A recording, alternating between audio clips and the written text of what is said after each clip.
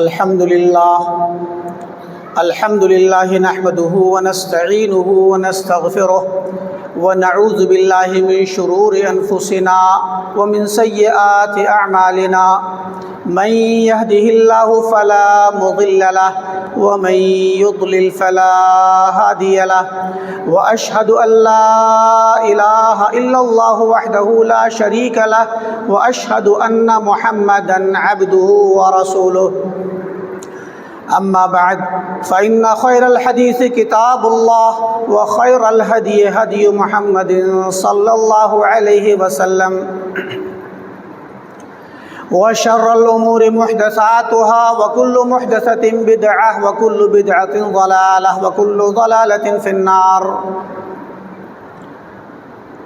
أعوذ بالله من الشيطان الرجيم بسم الله الرحمن الرحيم ومن يتوكل على الله فهو حسبه إن الله بالغ أمره قد جعل الله لكل شيء قدرا وقال النبي صلى الله عليه وسلم لو أنكم كنتم تتوكلون على الله حق توكله لرزقكم كما يرزق الطير تغدو خماصا وتروح بطانا۔ محترم حاضرین جمعہ، بزرگان دین، نوجوانان ملت، اساتذہ کرام، عزیز طلبہ، پیارے بچوں اور خواتین اسلام، اللہ تعالیٰ نے اپنے بندوں کو دنیا میں رشد و ہدایت اور اللہ کی عطا کردہ تعلیمات کی روشنی میں ایک واضح اور صاف ستھری زندگی گزارنے کا حکم بھی دیا ہے اور طریقہ بھی سکھلایا ہے۔ ایک مسلمان جب دین اسلام کو صحیح سے سمجھتا ہے، اللہ تعالیٰ کو صحیح انداز میں جانتا ہے، تو مسلمان کے تمام تصرفات، اس کی تمام حرکتیں، اس کے افعال، اس کی زندگی کے تمام کام کتاب اللہ و سنت رسول اللہ صلی اللہ علیہ وسلم کی روشنی میں صحیح طریقے سے ادا ہوتے ہیں۔ اور جو انسان جتنا زیادہ اللہ تعالیٰ کے بارے میں جاہل ہوتا ہے، جتنا زیادہ وہ توحید سے دور ہوتا ہے، اللہ کی صفات اور اس کی خوبیوں سے ناواقف ہوتا ہے، اتنا ہی زیادہ وہ اللہ سے دور ہوتا ہے۔ اور جتنا زیادہ انسان کتاب و سنت کی واقفیت سے دور ہوگا، اتنا ہی زیادہ وہ اسلام کی حقیقت کو پہچاننے سے قاصر رہے گا۔ ہماری روزمرہ کی زندگی، صبح کو اٹھ کر کے جب ہم گھر سے نکلتے ہیں، تب سے لے کر کے رات کو بستر پر واپس آنے تک جتنے بھی کام ہم کرتے ہیں، ہماری زندگی کا ہر لمحہ اگر ایک مسلمان کتاب و سنت کی تعلیمات کی روشنی میں دیکھے تو یقیناً ایک طرف یہ پوری زندگی اور اس کی ایک ایک سانس اللہ رب العالمین کی نعمت ہے، اور دوسری طرف اس پوری کائنات کی تدبیر کا نظام اللہ رب العالمین کے ہاتھ میں ہے۔ اللہ تعالیٰ نے ارشاد فرمایا، رب المشرق والمغرب لا الہ الا ھو فاتخذہ وکیلا، کہ اللہ تعالیٰ مشرق اور مغرب کا رب ہے، یعنی پوری کائنات کا رب ہے۔ پوری کائنات کا پیدا کرنے والا، اس کو چلانے والا، اس کا مالک اور مدبر وہی تنہا ہے، لا الہ الا ھو، اس کے سوا کوئی بھی عبادت کے لائق نہیں۔ اس قابل نہیں کہ اس سے لو لگائی جائے، اس سے کچھ مانگا جائے، اس پر توکل کیا جائے، اس پر اعتماد کیا جائے۔ فاتخذہ وکیلا، لہذا تم تنہا رب العالمین کو اپنا وکیل، اپنا کارساز بناؤ، اللہ پر توکل کرو، اپنی زندگی اللہ تعالیٰ کے ساتھ جوڑ کر کے، اللہ تعالیٰ کے ساتھ اپنے آپ کو مرتبط کر کے، اپنے دل کو اللہ تعالیٰ کی ذات کے ساتھ معلق کر کے، باندھ کر کے رہو، اور زندگی کا کوئی بھی لمحہ اللہ کی یاد سے غفلت کے ساتھ نہ گزرے، اللہ تعالیٰ پر توکل کیے بغیر نہ گزرے۔ آج کے خطبے میں اسی توکل کے متعلق مختصر سی میں گفتگو کروں گا، کیونکہ اس توکل کے بارے میں ہمارے درمیان، مسلمانوں کے درمیان کچھ کوتاہ فہمی کی بعض شکلیں ہیں، غلط فہمی کی شکلیں ہیں، لہٰذا ضرورت اس بات کی ہے کہ ہم توحید کو ٹھیک سے سمجھیں، توحید کے مقاصد کو سمجھیں، اللہ رب العالمین کی ذات کو سمجھیں، اللہ کو پہچانیں، کیونکہ ہمارا اس دنیا میں آنے کا مقصد اللہ تعالیٰ کی عبادت ہے۔ اللہ تعالیٰ کو اچھے سے جاننے کے بعد ہی ہم اللہ تعالیٰ کی صحیح معنوں میں عبادت کر سکتے ہیں، اور اسلام کی جو اصل روح ہے توحید اور شرک سے اجتناب، شرک سے دوری، تبھی پیدا ہوگی ہمارے انداز میں، ہماری زندگی میں، ہمارے تصرفات میں، ہمارے عقائد میں، ہماری حرکات و سکنات میں، جب ہم توحید کو ٹھیک سے جانیں گے، توحید کے مقاصد کو جانیں گے، اور توحید کو جاننے کے لیے ضروری ہے اللہ رب العالمین کی صفات کو جاننا۔ اللہ تعالیٰ نے توکل کے متعلق بہت ساری آیات میں قرآن کریم کے اندر ابھارا ہے۔ توکل کرنا، توکل کا معنی کیا ہوتا ہے؟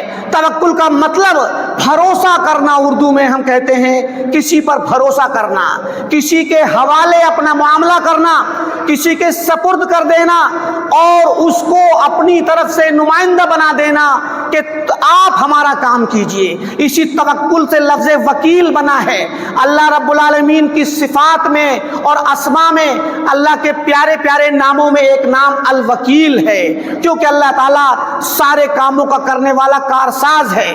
جو شخص اللہ تعالیٰ پر بھروسہ کرتا ہے، اللہ تعالیٰ اس کے لیے کافی ہو جاتا ہے۔ اللہ نے فرمایا وَمَن يَتَوَكَّلْ عَلَى اللَّهِ فَهُوَ حَسْبُهُ، کتنی پیاری آیت ہے۔ اللہ نے فرمایا کہ جو شخص اللہ پر توکل کرتا ہے تو وہ اللہ اس انسان کے لیے کافی ہو جاتا ہے۔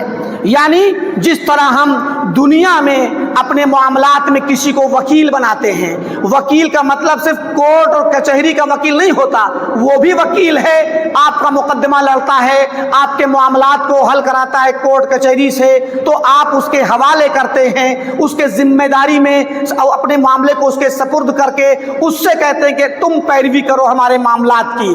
تو دنیا میں بہت سارے معاملات میں ہم کسی کو اپنا نائب بناتے ہیں، وکیل بناتے ہیں، نمائندہ بناتے ہیں، کارندہ کارساز بناتے ہیں کہ آپ جا کر ہمارا کام کر دو، اور یہ ہماری طرف سے تم اس کام کو ادا کر دو۔ تو وکیل کا مطلب ہے جو کسی کی طرف سے کسی کی ذمہ داری قبول کرے اور اس کام کو پورے طور پر ادا کرے۔ اللہ تعالیٰ اس وکالت کی صفت میں اعلیٰ ترین مقام پر ہے، اس کے مقام تک کوئی وکیل نہیں پہنچ سکتا۔ دنیا کا کوئی وکیل، مخلوقات میں سے کوئی بھی وکیل اللہ تعالیٰ کی صفت وکالت پر نہیں اس کے ساتھ آ سکتا، نہ اس کی برابری کر سکتا ہے، کیونکہ اللہ تعالیٰ خالق الاسباب ہے، خالق الارض والسماء ہے، ساری کائنات اس کے ہاتھ میں ہے، سارے معاملات اس کے ہاتھ میں ہیں۔ یہی وجہ ہے کہ پیارے نبی صلی اللہ علیہ وسلم جو سید المتوکلین ہیں، دنیا کے سارے توکل کرنے والوں کے سردار ہیں، سب سے بڑے توکل کرنے والے ہیں، آپ اللہ تعالیٰ پر توکل کرتے تھے اور توکل کرنے کو سکھلایا کرتے تھے۔ حدیث میں آتا ہے، ابو داؤد کی روایت ہے، پیارے نبی صلی اللہ علیہ وسلم نے فرمایا کہ جو انسان اپنے گھر سے نکلتے وقت یہ دعا پڑھے بسم اللہ توکلت علی اللہ لا حول ولا قوت الا باللہ، دیکھیں لفظ آیا بسم اللہ तवक्कलतु अलल्लाह, मैं घर से निकल रहा हूँ अल्लाह के नाम से और मैंने अल्लाह पे तवक्कुल कर लिया, उसकी ज़ात पर मैंने अपने आप के अपने सारे मामलात को उसके हवाले कर दिया। मेरी सलामती, मेरी हिफाजत, मेरे कामों का पूरा होना, सही सलामत पहुँचना, सही सलामत काम पूरे करके घर वापस आना, ये सारी की सारी जिम्मेदारी मैंने अल्लाह के हवाले कर दी। और वला हौला वला कुव्वता इल्ला बिल्लाह, मेरे पास कोई ताकत नहीं कि मैं अपनी ताकत से कुछ कर सकूं, मेरे पास कोई ऐसी पावर नहीं कि अपने खैर को, अपने मतालिब को, अपनी हाजतों को मैं पूरा कर सकूं या किसी नुकसान को दफा कर सकूं। मेरे पास ना हौल है किसी परेशानी से बचने की, ना कुव्वत है किसी भलाई को हासिल करने की, इल्ला बिल्लाह, मगर अल्लाह के जरिए ही ये काम होगा, अल्लाह के साथ मेरा ये काम होगा। जब आप ये दुआ पढ़ते हैं, हदीस में आता है, उससे कहा जाता है, फरिश्ता कहता है हस्बुक, तुम्हारे लिए काफी है, तुम्हें जो करना था तुमने कर लिया। हुदीता, कद हुदीता, तुम्हें हिदायत मिल गई। वकुफीता, अब तुम्हारे मामले में अल्लाह ताला तुम्हारे लिए काफी हो गया, तुम्हारा मामला अब अल्लाह के हवाले चला गया। वह वुकीता, और तुम हर तरह की शर से अब बचा लिए जाओगे। और हदीस में आता है कि फयतनहा अन्हु शैतान, तो शैतान उससे दूर भाग जाता है, उसके पास से हट जाता है। और उसके बाद दूसरा शैतान कहता है कि अब तुम इसका कुछ नहीं कर सकते, जिसको हिदायत मिल गई, जिसके लिए अल्लाह की तरफ से हिदायत और रहनुमाई और उसकी हिफाजत आ गई, अल्लाह ने जिसकी जिम्मेदारी ले ली, अब तुम कुछ नहीं कर सकते। तो तवक्कुल का माना और इसका मतलब क्या है? तवक्कुल का मतलब है अल्लाह ताला पर, तन्हा अल्लाह ताला पर भरोसा करना, अल्लाह रब्बुल आलमीन को अपने सारे मामलात सौंप देना और ये एतिकाद रखना कि पूरी कायनात अल्लाह के हाथ में है, सारी तदबीर अल्लाह की, सारी कुव्वत अल्लाह की, कायनात का जर्रा जर्रा उसके अहकाम का, उसके अवामिर का ताबे है, हुक्मरानी अल्लाह की है, वो जो चाहेगा होगा और जो नहीं चाहेगा वो नहीं होगा। ये तो हो गया उमूमी एतिकाद। लेकिन तवक्कुल के लिए कुछ चीज़ों का जहन में रखना ज़रूरी है, कुछ चीज़ों का जहन में रखना ज़रूरी है। वो क्या है? सबसे पहले अल्लाह के बारे में ये एतिकाद जो मैंने बतलाया कि अल्लाह कुदरत कामिला उसके पास है और जो उस पर भरोसा करता है अल्लाह उसका कारसाज बन जाता है, ये एतिकाद। उसके बाद ये सिर्फ इतना कर देने से तवक्कुल नहीं होगा, बल्कि साथ में असबाब इख्तियार किए जाएं, आलात इख्तियार किए जाएं, जो ज़रूरी काम हैं, जो ज़राए हैं, जो वसाइल हैं किसी काम के, उन्हें हासिल करने के लिए उन चीज़ों को इख्तियार किया जाए, तभी जाकर के तवक्कुल सही होगा। वरना आप एक तरफ कहें कि अल्लाह ताला पर मैं भरोसा करता हूं और अल्लाह मेरा ये काम कर देगा, उसके हाथ में पूरी कायनात है, वो जो चाहे करे, और उसके बाद आप कोई भी कदम ना बढ़ाएं, कोई भी काम ना करें, कोई वसीला, कोई सबब इख्तियार ना करें, तो ये तवक्कुल नहीं, ये झूठा तवक्कुल है, ये झूठा दावा है, ये हकीकी तवक्कुल नहीं है। तो असबाब इख्तियार करना, अपनी कुव्वतों का इस्तेमाल करना, अपनी सलाहियतों का इस्तेमाल करना, अल्लाह ने जो आपको जितनी मिकदार में असबाब और आलात और मशीनें और ज़राए दिए हैं उनका मुकम्मल इस्तेमाल करना। उसके बाद अपने मामले को अल्लाह के हवाले करना। तो तीन चीज़ें, पहले अल्लाह पर एतकाद रखना, उसके बाद असबाब इख्तियार करना, उसके बाद अपने मामले को अल्लाह के हवाले करना, दिल का अल्लाह पर एतमाद करना, अल्लाह पे भरोसा करना, अल्लाह पर मुतमईन रहना, अल्लाह ताला के हवाले करने के बाद उस पर मुतमईन होना और दिल में सुकून पैदा होना कि मैंने ये असबाब इख्तियार कर ली जो मेरी पहुंच में थे, जो मेरे दायरे में थे, और उसके बाद अब मामला अल्लाह के हवाले। और इस हवाले में भी इतना इत्मीनान हो जाए कि अब दिल में कोई परेशानी ना हो, कोई टेंशन ना हो, उलझन ना हो, शैतान आपको बहकाए ना, वसवसा ना डाले, बल्कि अल्लाह के हवाले। उसके बाद चौथी चीज़ यह है कि हुस्नुज़्ज़न्न बिल्लाह, अल्लाह पर अच्छा गुमान, अल्लाह के साथ अच्छा गुमान रखना कि मैंने अल्लाह के हवाले कर दिया है मामले को, और अब अल्लाह ताला जो चाहेगा करेगा, और जो भी करेगा अच्छा करेगा मेरे साथ, और जो भी होगा चाहेगा तो अल्लाह मुझे ये देगा जो मैं मांग रहा हूँ, तो भी मेरे लिए सबसे बेहतर चीज़ है, और अगर अल्लाह ने मुझे नहीं भी दिया तो ये अल्लाह जो मेरे हक में करेगा वो मेरे लिए बेहतर होगा, ये अल्लाह पर एतमाद करना। और उसके बाद पांचवी चीज़ ये है कि बंदा पूरे तौर पर راضی ہو اس فیصلے سے جو اللہ کرے، جو فیصلہ کرے، کیونکہ آپ نے اسباب اختیار کیے تھے، اگر وہ اسباب مکمل تھے اس کے باوجود آپ کو رزلٹ نہیں ملا تو کوئی حرج کی بات نہیں۔ بہت سی مثالیں اس کی میں دے سکتا ہوں، بہت سی مثالیں ہوتی ہیں۔ ایک چھوٹی سی مثال، کبھی کبھار بعض جوڑے ایسے ہوتے ہیں کہ ان کی زندگی میں اللہ تعالیٰ نے اولاد کا سکھ نہیں رکھا ہوتا، ان کو بانجھ بنایا ہوتا ہے۔ اس میں اللہ کی حکمت ہے، اللہ جس کو چاہتا ہے اولاد دیتا ہے، جس کو چاہتا ہے بیٹے دیتا ہے، جس کو چاہتا ہے بیٹے دیتا ہے، کسی کو بیٹے بیٹے دونوں دیتا ہے، وہ یجعل من یشاء عقیما، اور جسے چاہتا ہے بانجھ بنا دیتا ہے۔ ایسے حالات میں وہ جوڑا اپنا میڈیکل چیک اپ کراتا ہے، ڈاکٹر سے رجوع کرتا ہے، ڈاکٹر کہتے ہیں کوئی پریشانی نہیں، دونوں فٹ ہیں، دونوں مکمل صحیح صحت مند ہیں، اس کے باوجود اولاد نہیں ہو رہی۔ اب آپ کے پاس جو اسباب ہیں وہ آپ استعمال کر رہے ہیں، ان تمام وسائل کو استعمال کر رہے ہیں، اس کے باوجود اگر رزلٹ نہیں آ رہا تو یہاں پر ہمیں حسن ظن اللہ کے ساتھ رکھنا ہے اور اللہ تعالیٰ کے فیصلے پہ راضی ہونا ہے، کیونکہ اللہ تعالیٰ کے ہر فیصلے میں حکمت کاملہ ہے، حسین فوائد ہیں، ہمارے لیے کیا اچھا ہے اللہ تعالیٰ اس نے جو مقدر کیا وہ جانتا ہے۔ شاید ہم جان پائیں، شاید نہ جان پائیں، تو توکل کے اندر یہ ضروری ہے اور سب سے اہم ہے اللہ تعالیٰ پہ توکل کرنے کے وقت اسباب کا اختیار کرنا۔ یہی وجہ ہے کہ ہم اگر دیکھیں سیرت نبوی میں، اس سے قبل میں نے ایک حدیث پڑھی تھی، حضرت عمر بن خطاب رضی اللہ تعالیٰ عنہ فرماتے ہیں، پیارے نبی صلی اللہ علیہ وسلم نے ارشاد فرمایا، لو انکم کنتم تتوکلون علی اللہ، اگر تم اللہ تعالیٰ پر توکل کرنے لگو حق توکلہ، ویسے ہی جیسے اس پر توکل کرنے کا حق ہے، جیسے وہ چاہتا ہے، جیسے اس نے سکھلایا ہے، تو کیا ہوگا؟ لرزقکم، تو وہ تمہیں روزی عطا کرے گا، کما یرزق الطیر، جیسے چڑیا کو روزی دیتا ہے، پرندے کو روزی اور روٹی دیتا ہے، تمہیں بھی دے گا۔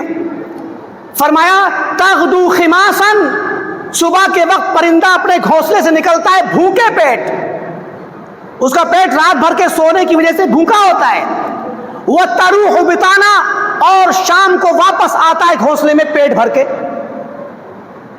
اب آپ یہ دیکھیں کہ یہاں اس حدیث کے اندر پیارے نبی صلی اللہ علیہ وسلم نے توکل کے ساتھ ساتھ اسباب کا ذکر کیا ہے۔ پرندہ بھوکا ہوتا ہے، اپنے گھونسلے میں پڑا نہیں رہتا، اپنے گھر میں سویا نہیں رہتا، بلکہ رزق کی تلاش میں اڑتا ہے اور جنگل میں گھومتا ہے، گھروں میں جاتا ہے، جہاں اسے دانہ نصیب ہو جائے اس کی تلاش کرتا ہے۔ اس کی طاقت میں اتنا ہی ہے کہ اپنے گھونسلے سے نکلے اور جا کر کے دنیا میں تلاش کرے کہاں اس کو ملے۔ اب اللہ تعالیٰ اس کے اس اسباب کو اختیار کرنے کے بعد اسے رزق دیتا ہے اور شام تک جب لوٹتا ہے تو پیٹ بھرا ہوتا ہے۔ تو فرمایا ہمیں اگر ہم توکل کرتے ہیں تو اپنی محنت پر بھروسہ نہ کریں، اپنے اسباب پر بھروسہ نہ کریں۔ لا حول ولا قوت الا باللہ، جو بسم اللہ توکلت اللہ کے ساتھ فرمایا کہ آپ یہ نہ سوچیں میں فلاں کام کے لیے جا رہا ہوں، میرے پاس صلاحیت بہت زیادہ ہے، میرے پاس طاقت ہے، میرے پاس اسباب ہیں، میرے پاس تعلقات ہیں، تو میرا کام تو ہو ہی جائے گا، میں تو کامیاب ہو ہی جاؤں گا، میرا رزلٹ اچھا آئے گا، میری جو بھی مراد ہے وہ پوری ہو جائے گی، میں کر دکھاؤں گا، میں کر لوں گا اس بات کو۔ عزیزو، یہ لفظ، یہ انداز ایک مومن کا نہیں ہے۔ مومن اسباب اختیار کرتا ہے اور اسباب اختیار کرنے کے ساتھ ساتھ حقیقی اعتماد اللہ پہ کرتا ہے، اسباب پر نہیں۔ اسباب اللہ نے پیدا کیے ہیں تو اصل خالق الاسباب پر اعتماد ہونا چاہیے، ورنہ دوائیں ہم استعمال کرتے ہیں، علاج کرتے ہیں اور ہم سوچ لیں اگر کہ یہ دوا ہی ہمیں ٹھیک کرے گی، یہ ڈاکٹر ہی ہمیں ٹھیک کرے گا، اللہ کی قسم اللہ کی مشیت نہ ہو تو، اللہ کا ارادہ نہ ہو، اللہ کا فیصلہ نہ ہو تو کوئی دوا کام نہیں کرے گی، کوئی ڈاکٹر، کوئی طبیب و حکیم کسی کو شفا نہیں دے سکتا، شفا صرف اللہ کے ہاتھ میں ہے، فائدہ نقصان اللہ کے ہاتھ میں ہے۔ لہٰذا اسباب کو اختیار کرنا ہے لیکن اسباب پر مکمل بھروسہ نہیں کرنا، دل کا اصل اعتماد اللہ پہ ہونا چاہیے. یہ ہے توکل کے اسباب کا طریقہ. اور دوسری شکل ہمارے یہاں ایک یہ پائی جاتی ہے کہ بعض لوگ بالکل اسباب کو استعمال ہی نہیں کرنا چاہتے. بعض لوگ کہتے ہیں کہ نہیں, ہمیں جو ملنا ہے مل کے رہے گا, چاہے ہم کام کریں یا نہ کریں. اللہ کے نبی نے فرمایا استعن باللہ ولا تعجز, اللہ سے مدد طلب کرو, کمزور نہ پڑو. احرص علی ما ينفعک, جو تمہارے فائدے کی چیز ہے اس کی طلب میں رہو, اس کے تلاشنے میں, اس کو حاصل کرنے میں حرص رکھو, کوششیں کرو اور اللہ سے مدد طلب کرو. تو یہ ہے توکل کا طریقہ. آپ دیکھیں پیارے نبی صلی اللہ علیہ وسلم کی سیرت کو اٹھائیے آپ. جب اللہ کے نبی صلی اللہ علیہ وسلم جو سید المتوکلین ہیں, آپ نے کیا کیا؟ جب اللہ کے نبی نے ہجرت کا موقع آیا تو ہجرت کے موقع پہ کس طریقے سے آپ نے اسباب اختیار کیے. پہلے آپ دیکھیں کہ اللہ کے نبی صلی اللہ علیہ وسلم کو مشرکین مکہ قتل کرنا چاہتے تھے. آپ کے گھر کے چاروں طرف پہرا لگا رکھا تھا, لیکن آپ اللہ پہ توکل کرتے ہوئے, دعائیں پڑھتے ہوئے نکل گئے. اور اس کے بعد اب کہاں پہنچے؟ ابو بکر کے ساتھ پہنچے غار ثور میں. اب آپ دیکھیے توکل کے اسباب. پہلا سبب, مدینہ, مکہ سے مدینہ جانے کا جو راستہ ہوتا ہے وہ مکہ جنوب میں ہے, مدینہ شمال میں ہے, تو شمال کے راستے پہ جانا چاہیے آپ کو. لیکن غار ثور مکہ سے اور جنوب میں, یمن کی طرف کو جنوب میں ہے. تو نبی صلی اللہ علیہ وسلم اپنے گھر سے نکل کے غار ثور میں گئے تاکہ لوگوں کو اندازہ نہ ہو, اپنی حفاظت کا انتظام کیا. تو آپ نے سب سے پہلا یہ سبب اختیار کیا کہ راستہ بدلا اور جنوب کی طرف گئے تاکہ لوگوں کو پتہ نہ چلے کہاں گئے ہیں. انہیں لگے گا مدینہ گئے ہیں تو ادھری کو تلاشیں گے. ایک سبب یہ ہوا. دوسرا سبب یہ, ایک جگہ اختیار کی جو محفوظ تھی, یعنی غار, اس میں چھپ گئے. ایسے باہر نہیں رہے کہ کوئی تلاش لے, چھپے آپ نے اپنے آپ کو چھپانے کا اور لوگوں کی نگاہوں سے دور رہنے کا طریقہ اور سبب اختیار کیا. دوسرا سبب. تیسرا سبب یہ کہ آپ غار ثور میں 3 دن تک رہے. ایسا نہیں کہ فوراً نکل گئے. کیوں 3 دن رہے؟ تاکہ 3 دن تک حالات ٹھہر جائیں گے, یہ لوگ ڈھونڈ کر کے آخرکار مایوس ہو کر کے بیٹھ جائیں گے. جب حالات ٹھہریں گے تب نکلیں گے. 3 اسباب. چوتھا سبب کیا تھا؟ عبداللہ بن ابو بکر کے بیٹے عبداللہ کو مقرر کیا, جا کر کے مکہ والوں کے حالات پتہ کر کے آؤ, ساری خبریں لے کر کے آؤ, تاکہ ہمیں پتہ رہے کہ حالات میں کیا چل رہا ہے, ہمارے خلاف کیا باتیں ہو رہی ہیں. تو اسی طریقے سے ہم اسٹریٹجی بنائیں گے, ویسے ہی ہم اپنا فیصلہ لیں گے, اسی حساب سے آگے قدم اٹھائیں گے. 4 اسباب ہوئے. 5واں سبب کیا ہوا؟ آپ کے حضرت ابو بکر کے ایک غلام تھے عامر بن فہیرہ, وہ بکریاں چرایا کرتے تھے غار کے ارد گرد کے علاقوں پر, جگہوں پر. اس کے 2 مقصد تھے. پہلا مقصد یہ تھا کہ عبداللہ بن ابو بکر جو آیا جایا کرتے تھے تو پیروں کے نشان مٹانے کے لیے بکریوں کا ریوڑ آئے گا تو پیروں کے نشان مٹ جائیں گے. یہ بھی ایک سبب ہے جس کے ذریعے مشرکین کو پتہ لگانا مشکل ہوگا. اور چھٹا سبب کیا ہے؟ چھٹا سبب, اس میں دوسری وجہ کیا ہے کہ جب وہ یہاں آئیں گے تو شام کو انہیں کھانا پانی بھی دیں گے, دودھ پیئیں گے بکری کا, تو یہ بھوکے نہیں رہیں گے غار کے اندر, تو کھانا پانی بھی نصیب ہو جائے گا. یہ بھی ایک ذریعہ ہے. یہ نہیں تھا کہ اللہ تعالیٰ آسمان سے اور اپنی قدرت سے غار کے اندر کھانا بھیج دے گا, ایسا نہیں تھا, بلکہ وہی بکریوں کا دودھ پئیں گے. اس کے بعد کیا ہوا؟ اسماء بنت ابو بکر کی پوری فیملی اللہ کے نبی صلی اللہ علیہ وسلم کے ساتھ قربان جاتی ہے, اللہ کے نبی کی حفاظت میں آپ کے ساتھ دیتی ہے. اسماء بنت ابی بکر آتی ہیں, کھانا باندھتی ہیں, اپنا کمر بند توڑتی ہیں, اس کے بعد آدھا باندھ کر کے دیتی ہیں. اللہ کے نبی راستے میں لے کے جائیے, آپ کو راستے میں خرچے کی, کھانے کی ضرورت پیش آئے گی. تو دیکھیے یہ بھی اسباب ہیں. اس کے بعد کیا ہوتا ہے؟ اللہ کے نبی صلی اللہ علیہ وسلم غار میں ہوتے ہیں. ابو بکر کہتے ہیں یا رسول اللہ, مشرکین ہمارے سر پہ آ چکے ہیں. اگر کسی نے لو ان احدهم نظر الى قدمه لابصرنا, اگر کسی نے اپنے پیروں کو دیکھ لیا تو ہمیں دیکھ لیں گے. ابو بکر پریشان ہیں. اب دیکھیں اللہ کے نبی نے سارے اسباب اختیار کر رکھے ہیں, سارے اسباب توکل کے, ساری جتنی کوششیں ہو سکتی ہیں سب کر لی ہیں. اس کے بعد اب توکل کے بعد آپ نکل پڑے ہیں اور غار میں چھپے ہوئے ہیں. تو کیا فرماتے ہیں؟ ثانی اثنین اذ ہما فی الغار اذ یقول لصاحبہ لا تحزن ان اللہ معنا. وہ 2 لوگ جب غار میں تھے, آپ نے اپنے ساتھی سے کہا لا تحزن, غم نہ کرو ابو بکر, فکر نہ کرو, پریشان نہ ہو, ان اللہ معنا, اللہ تعالی ہمارے ساتھ ہے.